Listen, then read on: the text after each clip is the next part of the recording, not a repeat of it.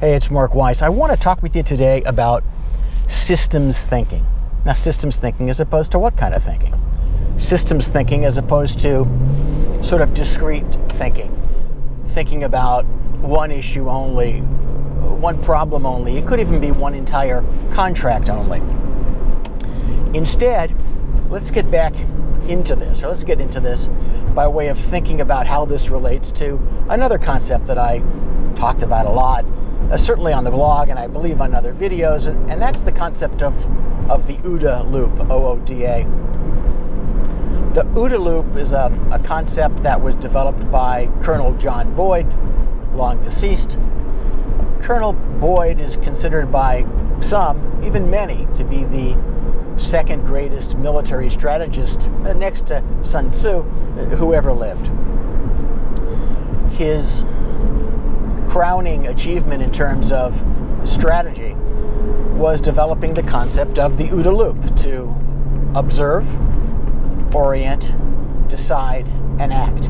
A simple loop, although in its full version there are many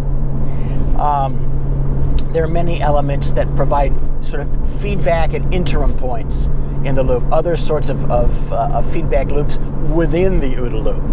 Now, Boyd came up with this concept as a result of his experience as a Korean War era fighter pilot and later a trainer of fighter pilots, where he realized that the ability to engage with your enemy in an aerial dogfight and to win depended in very large part on the ability of the pilot to quickly cycle through a system of thinking, a thinking system, which was again OODA, observe where the enemy is, observe where you are, orient things to one another, to the ground, to where you are vis-a-vis the enemy, and so on, to make a decision as to your next action, and then carry out that action, and then quickly reiterate and reiterate and reiterate.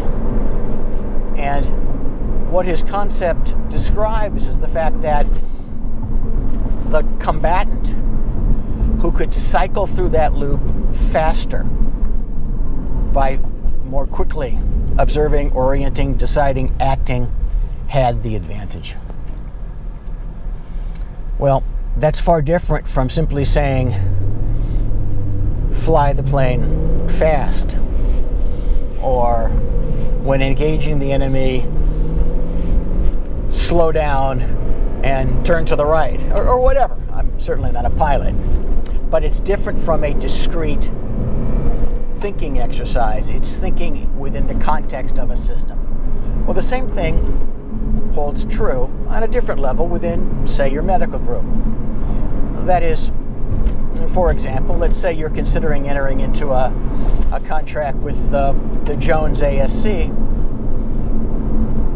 You shouldn't simply be focused on the terms of the deal with the Jones ASC. You should be also concerned with how a deal with the Jones ASC fits in with the larger strategy, the larger operation, the larger future of your medical group.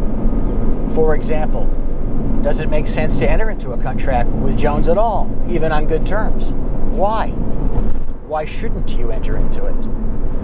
What are the reasons for it other than the obvious ones, which is, well, it's profitable.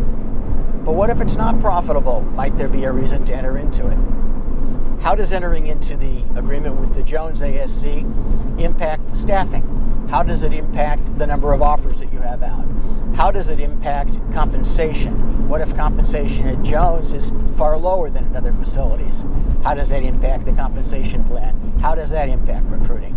How does that impact your relationship with the Smith ASC, and on and on and on? So the takeaway here is to think strategy and implement strategy, certainly business strategy, but also the legal strategy of this, the terms on which you're contracting, with whom you're contracting, and so on, based on the much larger picture and based on the feedback that you should be gathering from the entire picture. Think in ways that involve systems, not just discrete facts.